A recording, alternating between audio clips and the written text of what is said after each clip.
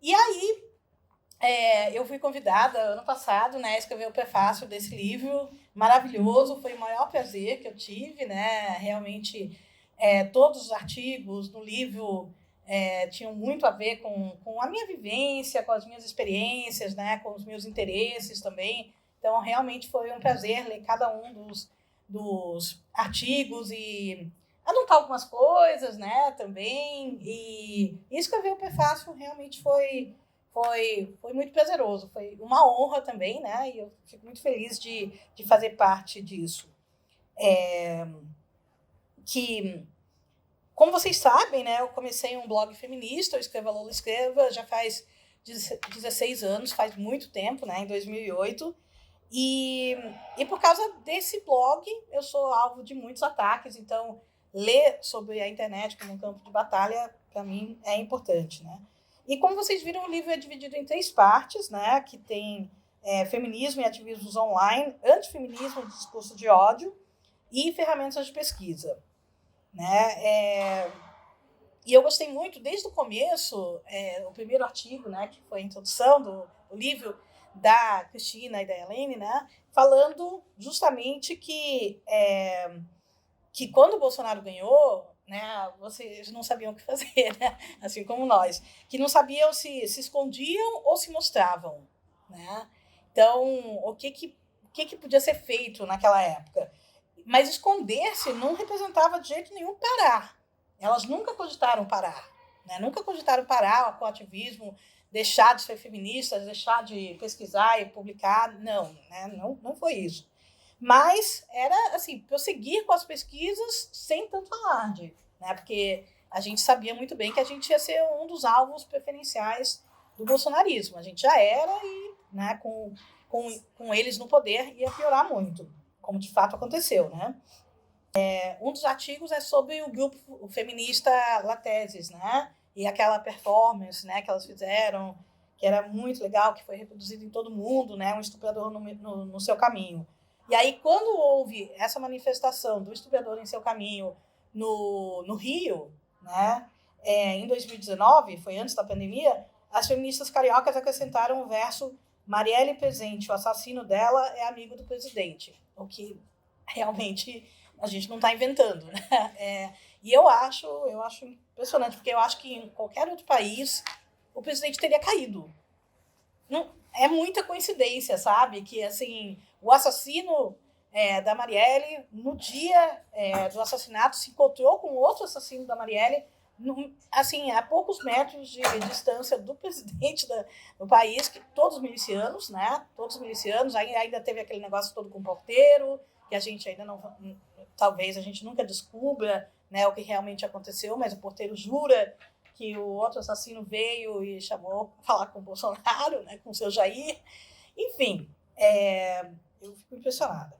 Mas talvez a maior estratégia feminista nesses últimos tempos, né, foi a de resistir mesmo, né? Foi de não ter permitido retrocessos ainda maiores. Eu acho que nesse sentido a gente conseguiu. Porque eu não sei se vocês lembram, mas na primeira live do Bolsonaro, logo depois do primeiro turno de 2018, que ele fez uma live dessas do bunker que ele fazia, né, dele, ele prometeu acabar com o ativismo no Brasil. Não sei se vocês lembram. E eu, quando eu vi aquilo lá, eu pensei, como assim, né? Como que ele planeja acabar com o ativismo? Matando a gente, né? Nos prendendo, né? E uma das coisas que eu recebia muito durante as eleições, nos comentários do blog, eram coisas tipo: nós vamos dar choques elétricos em vocês, né? Vocês vão passear de helicóptero, né? Porque isso aí é muito comum na extrema-direita, né? Não só aqui no Brasil, mas eles falam com muito orgulho do Pinochet, né? E o Pinochet, uma das coisas era ele levava os adversários políticos, né, num helicóptero, não ele, né, os capangas dele, a polícia, né, e jogava, né, os adversários do helicóptero, né. Então, eu vi esses dias mesmo, eu estava lendo um artigo sobre os Proud Boys, né, os rapazes orgulhosos, que não por coincidência são chamados de Proud Boys, né, e não Proud Girls, está muito ligado o nazismo com o masculinismo, com o Red Pill. E uma das camisetas que eles produzem para vender é Leftists Get the Shoppers. Então, as pessoas de esquerda vão andar de helicóptero, coisa assim. E eles estão claramente falando do Pinochet. Então, esse tipo de coisa que eles diziam, né? Durante as eleições, eu recebi vários comentários horrorosos, do tipo que cada voto no Bolsonaro seja um rato enfiado na vagina de vocês. Porque eles têm orgulho do Ustra, né? Então, esse é o torturador preferido deles, né? E eles nem têm vergonha de falar uma coisa assim, né? Não é que eles escondem, eles falam bastante abertamente, né? Então, eu acho que estar viva, né, depois de passar por um governo desses, já é uma conquista, né? Tanta gente não sobreviveu, ele matou um monte de gente na pandemia, né? Calcula-se que 400 mil pessoas poderiam não ter morrido, né? Se tivesse um governo minimamente responsável que levasse a pandemia a sério, em vez de ficar negando e receitando cloroquina e tudo mais, né? E eu acho que a gente também não pode se esquecer do Ele Não, né? Que eu falo com orgulho do Ele Não. Foi a maior organização, a maior manifestação já organizada por mulheres na história do Brasil. Eu fico extremamente ofendida quando eu vejo gente de esquerda falando que o Ele Não foi responsável, em parte responsável por perder as eleições de 2018. Quer dizer, isso é tão absurdo, né? Como que eles podem culpar a maior manifestação durante as eleições, né? E culpar a gente por ter perdido as eleições, né? Isso eu não aceito. Então, sobreviver foi uma grande conquista, mas sobreviver até quando, né? As ameaças e ataques contra nós, feministas, seguem firmes, né? Seguem fortes, e não só aqui, mas em todo lugar. Eu vi recentemente um estudo do Serviço Secreto dos Estados Unidos, na verdade, que foi divulgado em março de 2022, né? Então tem os 2 anos. E esse estudo basicamente prova que tudo que nós feministas dizemos é pura verdade, né? Está completamente correto. Nesse pequeno relatório de 26 páginas deles, essa agência examinou 4 ataques terroristas entre 2014 e 2020, 3 nos Estados Unidos e 1 no Canadá. E esse estudo constatou que, pegou uma amostra bem pequena, né, porque eles têm muito mais ataques, mas ele constatou que, embora não houvesse um perfil definido, tão definido, né, do indivíduo que comete esses ataques, o que eles têm em comum é que os 4 ataques foram cometidos por incels, né, então celibatários involuntários, que a gente conhece tão bem, né, os Red Pill, acho que não preciso nem explicar para ninguém aqui o que é um incel, né. Mas, na realidade, são homens que culpam as mulheres, né, que odeiam mulheres e nos culpam por todos os fracassos deles, né. Um desses homens, né, desse estudo do Serviço Secreto, era um homem de 40 anos que abriu fogo numa aula de yoga na Flórida e depois se matou. E aí ele deixou um recado antes do massacre. Ele disse: se eu não posso encontrar uma fêmea decente para viver, vou encontrar muitas fêmeas indecentes para morrer. Né? Então, é o tipo de discurso que eles sempre pregam. Agora mesmo, essa semana, né, a gente teve esse ataque em Sydney, né, na Austrália. Foi um outro ataque hediondo, por coincidência também, de um outro homem de 40 anos, num shopping center na Austrália, né, com faca. Né? O cara ele matou 6 pessoas, né, 5 mulheres e 1 homem, simplesmente começou a esfaquear pessoas no shopping, principalmente mulheres, né, todo mundo viu que ele queria esfaquear mulheres, e ele foi morto a tiros por uma policial que estava lá, né. Mas o pai do assassino culpou a frustração do filho por não ter uma namorada, né. Então ele falou que se ele tivesse uma namorada, né, ele não teria feito isso, mas ele era uma pessoa muito antissociável, não chegava perto das mulheres, né?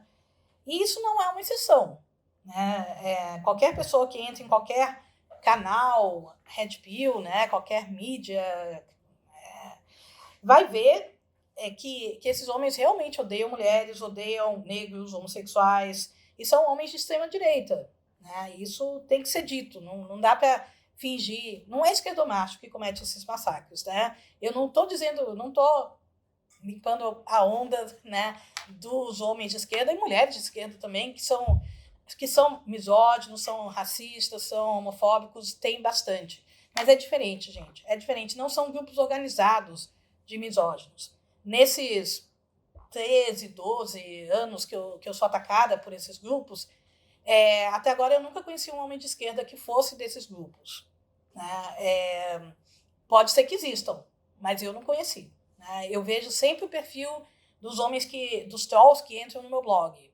Né? É sempre um cara de direita, nunca é apenas machista, nunca. É sempre um combo de preconceitos junto, né? Então, é racista também, é homofóbico, é capacitista, etarista, todos os preconceitos que poder ter, eles têm. Né? Eles vão trazer esses preconceitos.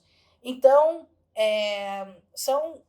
E esses homens, eles encontram em líderes como o Bolsonaro, né, o Trump, o Milei, né, e outros líderes de direita, uma identificação muito grande, né, um perfil, porque eles realmente não tem nenhuma dúvida, né, eu acho que tem vários estudos que já estão mostrando isso, que eles cresceram, né, com a eleição desses caras, né. Eu não fiz nenhuma pesquisa sobre isso, né, só o que eu acompanho faz muito tempo, mas eu sei que antes de 2016 você não via canais no YouTube com gente Red Pill dando as caras. Eles usavam máscara de Homem-Aranha, disfarçavam a voz, tinha aquele negócio. Hoje eles estão ali, dão a cara. Dão até curso. Né? Eles têm orgulho do que eles são. E isso é muito óbvio, né? Se eles veem pessoas que são abertamente machistas, racistas, homofóbicas, né? No caso do Trump, condenado por estupros, né? No caso do Bolsonaro, pintou o clima já bem suspeito, né? Pintou um clima com meninas de 13, 14 anos, que ele que falou, né? A gente não inventou isso. E várias outras coisas. E aí você vê pessoas assim, que não são punidas, né, por esse discurso, por esse comportamento extremamente misógino, mas são recompensadas com a presidência de países, né? Então, por que eles vão se esconder? É óbvio que não. Né? Então, os incels, a gente sabe que tem uma extrema dificuldade de interação social, né? Muitos deles têm história de bullying. O bullying não justifica de jeito nenhum, porque a gente tem um monte de outras pessoas que sofrem bullying e não viram, né, atiradores em escolas e também não viram incels, mesmo incels que ficam só espalhando ódio na internet. Né? E incels, principalmente, têm dificuldade em interagir com mulheres. Né? Isso é bem claro. Muitos deles são frustrados, não só sexualmente, mas eles não veem futuro. Muitos deles são sustentados pela mãe. Né? Então, e é uma coisa que eu sempre digo, né? Que tem uma diferença, eu acho que grande, entre o machista genérico, que todo mundo conhece, né? Que é aquele machista que diz assim que nenhuma mulher presta, né? Exceto a minha santa mãezinha. Então, a minha santa mãezinha, essa sim, né, é uma mulher de valor, tal. E aí ele passa a vida toda tentando encontrar uma esposa, né, que seja que nem a santa mãezinha dele. Esse é o machista genérico. O misógino organizado, de grupos organizados, né, tipo incel, tipo Red Pill, para eles nenhuma mulher presta, ponto. Nem as mães se salvam.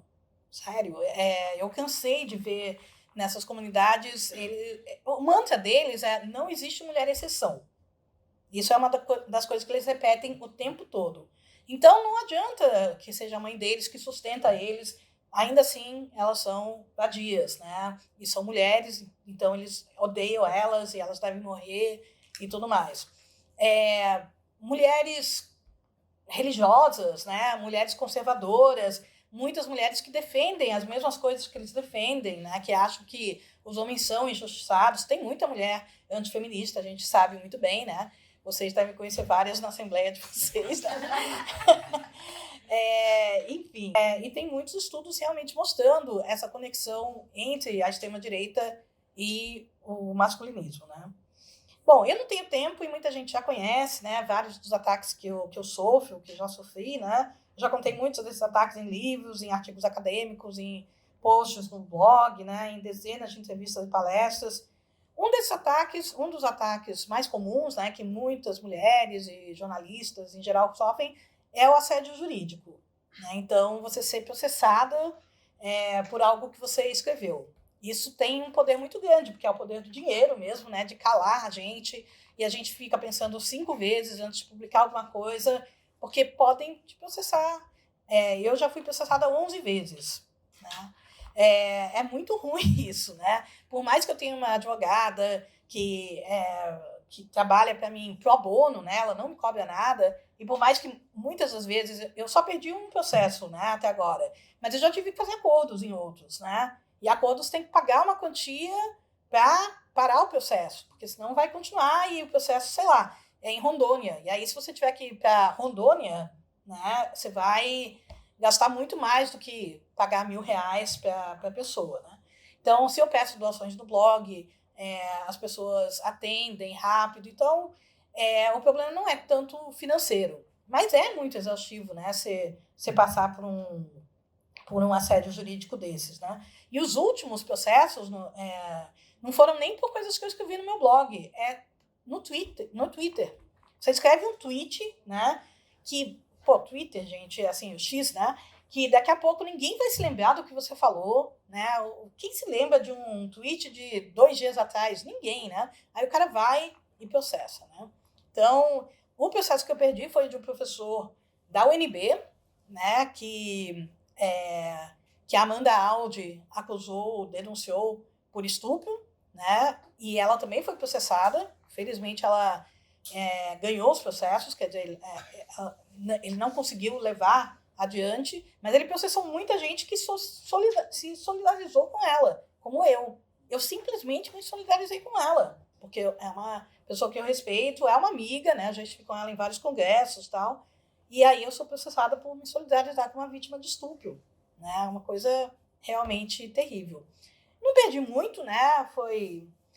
Eu acho que a juíza decidiu dar um valor meio simbólico, assim, acho que foi R$1.500, né? Ele estava pedindo 15 mil, né? Eu entrei com recurso, ele também entrou com recurso para aumentar, e a juíza... aí depois os desembargadores fixaram esse valor mesmo, 1.500. Enfim, mas é muito ruim, né? Muito ruim. E eu não preciso nem falar que aqui vocês conhecem melhor do que eu, né? Todo o caso do Gastãozinho, né? Do advogado, né? Do caso Maria Ferrer, da jornalista, né? Que foi processada e perdeu, né? Esse caso certamente vai longe, vai até o STF, porque não é possível uma coisa assim. Ela foi condenada a 1 ano de prisão em regime semiaberto, ia pagar R$400 mil. Né? O juiz e o promotor daquela audiência patética, né? Que a gente só ficou sabendo graças à jornalista, que escreveu uma matéria sobre isso, senão a gente não saberia. Eles entraram com processo contra a jornalista. Né? Então, e conseguiram ganhar R$400 mil. O próprio Gastãozinho, né, o advogado do estuprador, também entrou com um processo. Felizmente, ele não ganhou o processo. Né? Quer dizer, você tem uma audiência que ficou tão emblemática para o país que virou lei. Né? Virou lei Maria Ferrer, e é uma lei importante que está sendo usada desde que a lei foi aprovada e está impedindo que várias outras vítimas sejam maltratadas, violentadas novamente dentro de uma corte. Né? Então, uma lei extremamente importante. Mas aí a jornalista, né, que pouca gente se lembra, está sendo processada. Isso ainda vai longe, né? Eu espero que ela esteja bem. Mas é sempre horrível. Não só eu, mas minhas advogadas já foram atacadas também, né? Eles fizeram um ataque contra a advogada que eu tinha, fizeram doxing, né, com elas, então descobriram onde que elas moravam, o endereço residencial delas, o escritório onde elas trabalhavam, aí mandaram ameaças para a casa delas. Elas abandonaram o caso no mesmo dia, porque, né, ninguém é obrigada a receber esse tipo de violência, e elas não sabiam como lidar. E não culpo de jeito nenhum. Mas aí eu tive que pegar um advogado homem por um tempo, né? Porque eles têm muito mais dificuldade para ameaçar advogados homens em geral, né, do que mulheres. Depois que eu voltei a ter uma advogada, por algum tempo, ela não assinava com o nome dela, era um outro advogado da firma, um homem, que assinava as peças. Então, esse tipo de coisa. Quando teve uma série de ataques, né, contra mim, e também contra muitas leitoras minhas, né, que isso foi mais ou menos em 2016, que eles decidiram fazer doxing com praticamente qualquer pessoa que se comunicava comigo no Twitter, por exemplo, né? Aí eles descobriam o endereço, né, e mandavam e-mails com ameaças, né? Isso já é muito horrível, você receber um e-mail meio anônimo, né, dizendo que eu estou indo para sua casa te estuprar e te matar.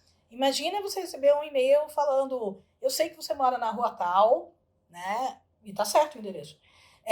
E eu tô indo aí para sua casa te estuprar e te matar. E eu sei também que a sua mãe mora na rua tal e também tô indo lá estuprar e matar ela. Então imagina o pânico, né? Muitas dessas mulheres fizeram BO, né? E para vocês verem o nível de misoginia, né? E de impunidade também, muitas das escrivãs, elas recusavam assinar. Porque se elas assinassem, elas seriam as próximas vítimas. Elas também seriam atacadas. Escrivã, gente, né? Gente que trabalha para a polícia. Então, bem impressionante, né? Bom, em outubro de 2015, um Mascoul que diz ter como missão na vida me destruir, ele inovou e aí ele criou um blog diferente dos blogs que ele costumava fazer, que era tudo blog de guia de estupro, como estuprar vadias na UFC, na UFSC, na USP e tudo mais, né?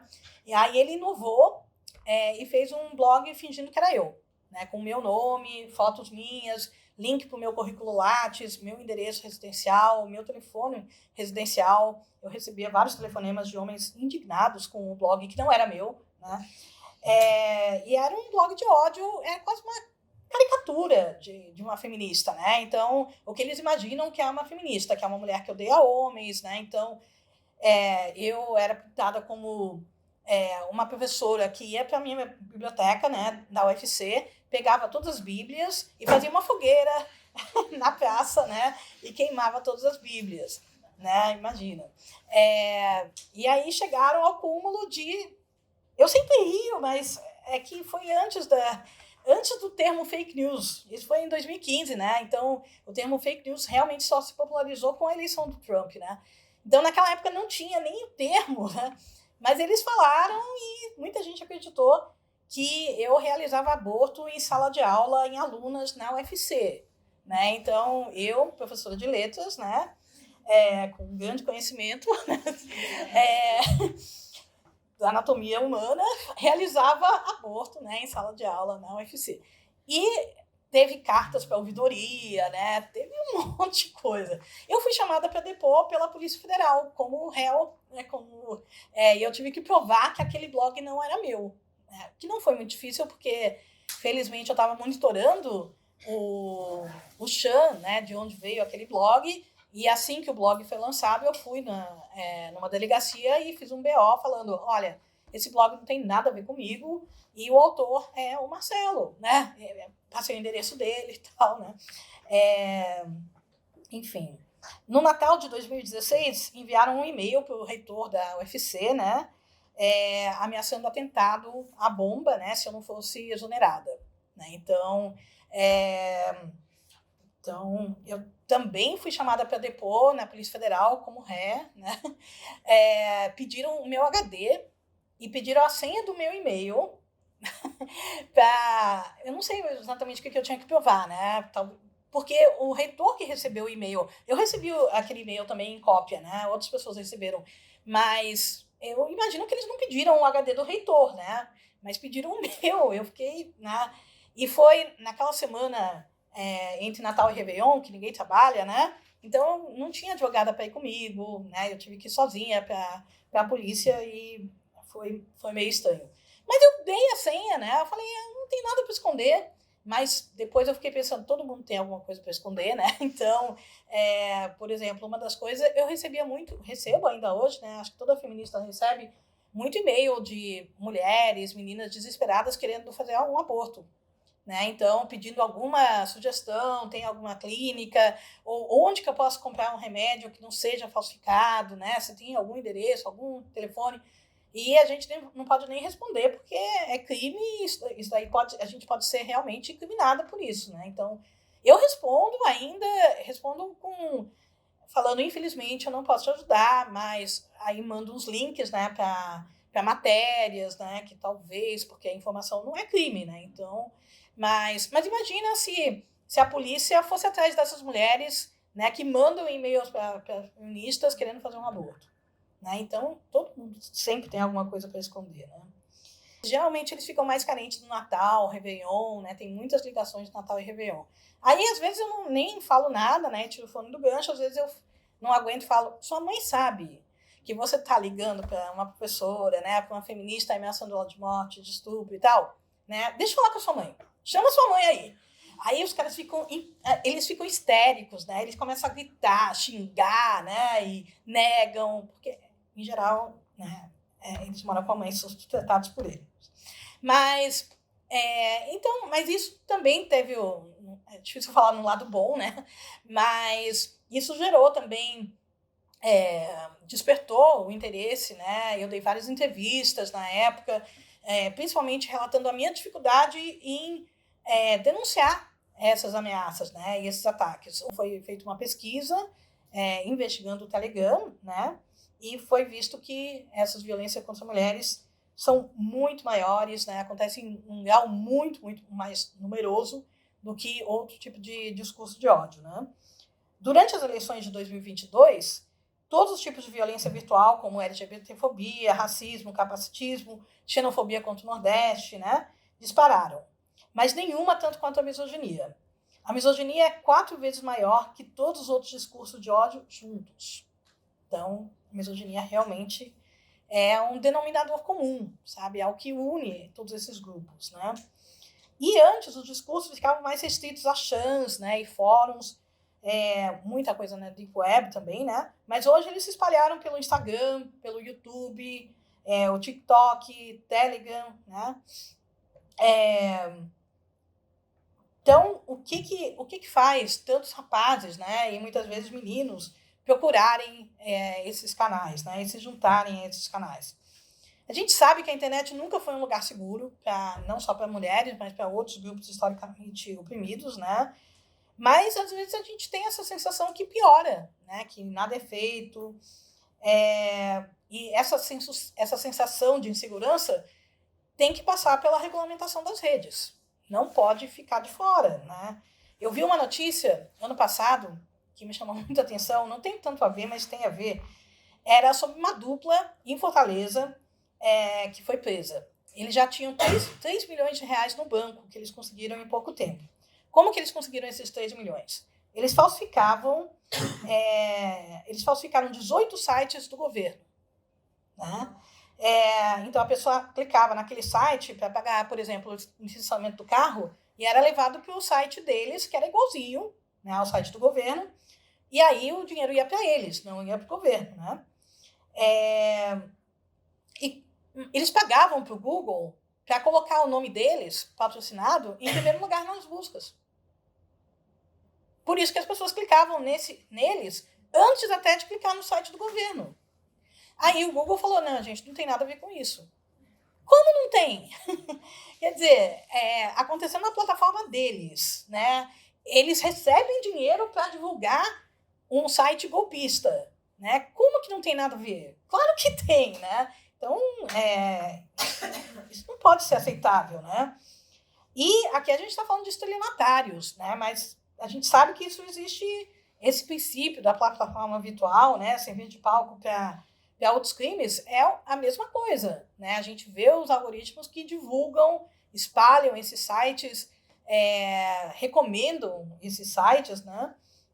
E a gente sabe que as grandes corporações odeiam qualquer tipo de regulamentação, né? Eles falam em liberdade, né? Entre aspas, liberdade para roubar, para não serem fiscalizados, para poderem fazer o que quiserem, né?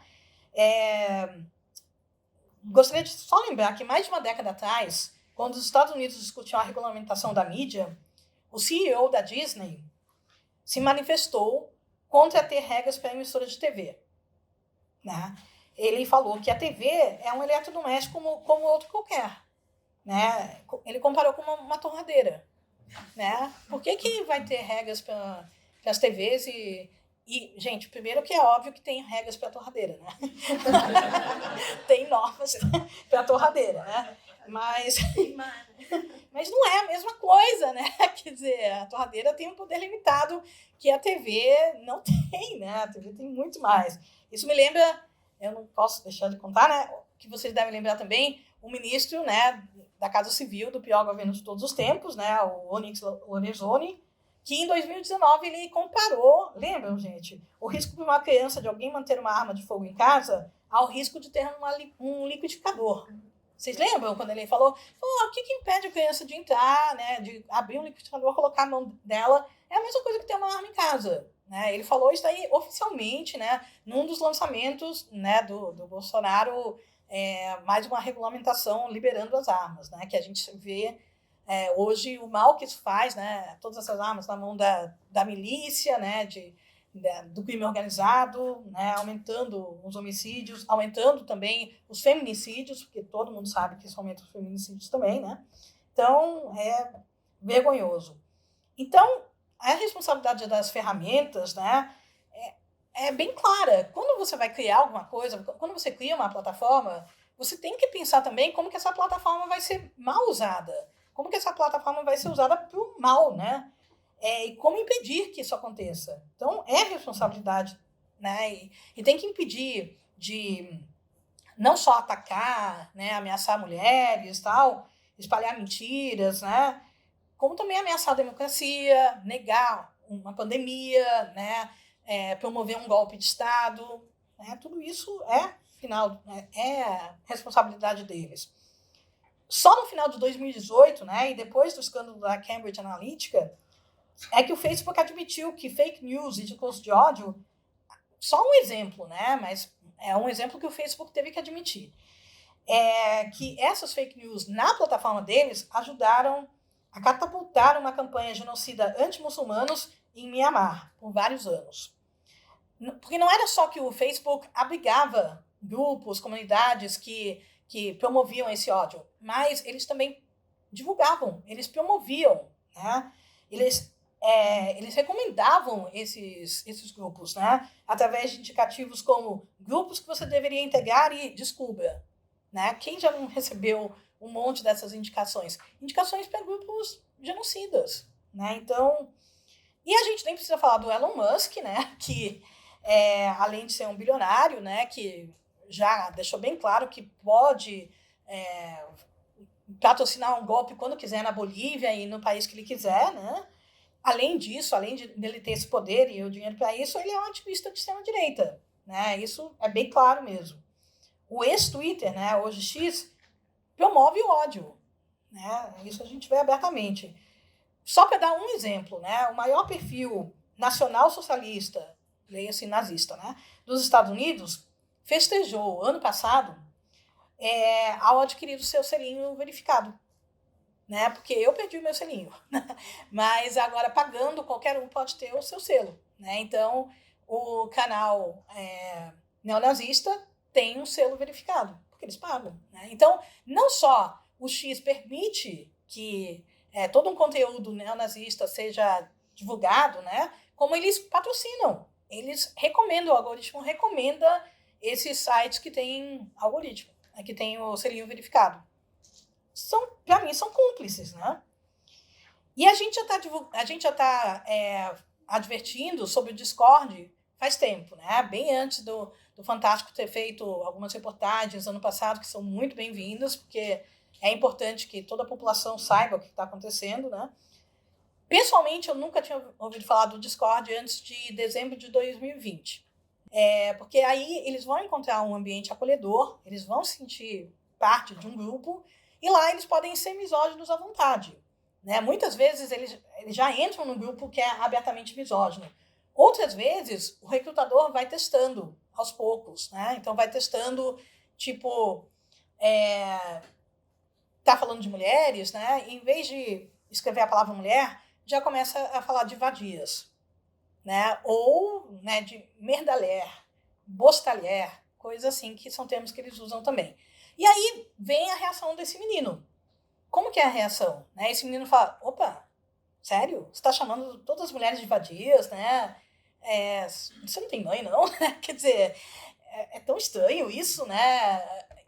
Então, o menino vai falar isso ou vai aceitar esse discurso e vai começar a reproduzir esse discurso também? Mesma coisa com chamar um negro de crioulo, de macaco, né? Então, são palavrinhas-chave que começam a aparecer no discurso e são testes. E eles não vão pedir imediatamente para o garoto ir para uma escola e cometer um massacre. Não é assim que acontece, né? Mas eles vão se valer desse isolamento desse rapaz, dessa tendência antissocial, de não conseguir falar com meninas e tal, e vão martelar em cima disso, né? E vão pedir para o menino passar por alguns testes, como, por exemplo, fazer vídeos, né? Contra feministas, caluniando feministas e tal. Aí vai partindo para outras coisas, né? E é assim que eles conseguem gente para cometer massacres que são muitas vezes planejados nesses grupos, certamente comemorados nesses grupos, né, usados como exemplo, né, e modelo para novos ataques, né. Eu acho que tem uma boa notícia, na verdade, é que o feminismo segue firme e forte. A gente não retrocedeu. Eu acho que a gente não, apesar da gente ter sido muito atacada, a gente não retrocedeu tanto assim como a gente imaginava durante o governo Bolsonaro. Eu acho que a gente conseguiu resistir muito bem. A gente não se escondeu, não esmoreceu, né, nem com um fascista miliciano no poder. E misógino, né, abertamente misógino. Então, essa ideia, né, primeiro a ideia do feminismo, né, dos feminismos, e também a ideia da importância das mulheres, né, de ter uma história das mulheres, de que as mulheres são importantes para a sociedade, eu acho que isso é um caminho sem volta. Né? Você ainda tem lunáticos, claro, muitos, né, que negam isso, né, que dizem que não, mulheres nunca fizeram nada, os homens que fizeram tudo, né, vocês são ingratas com o patriarcado, né, porque vocês não reconhecem tudo que o patriarcado faz por vocês. Então, isso de reconhecer a importância das mulheres é um caminho sem volta. Como diz a historiadora Gerda Lerner, né, que eu tanto admiro, ela classifica tudo isso que veio antes do despertar da consciência feminista, né, que ela acha que foi no século XIX, né, por aí, ela chama isso tudo de pré-história. Eu acho muito legal, né? Então, a gente está numa outra fase agora, né? Mas a gente está numa fase em que o antifeminismo é brutal também, e é muito forte. E é lógico que ainda tem muitos obstáculos para a gente derrubar, né? Mas eu acho que é muito bom que a gente está nesse período que o feminismo está muito estabelecido. A gente já vê meninas também de 13 anos, 10 anos, começando coletivos feministas na escola, né, sozinhas, sem né, pedir licença de ninguém, elas já começam. Tem coletivos feministas nas universidades, até nas universidades mais conservadoras, né, mais de extrema-direita, tem coletivo feminista. Então, eu acho que tem uma coisa bem estabelecida, né?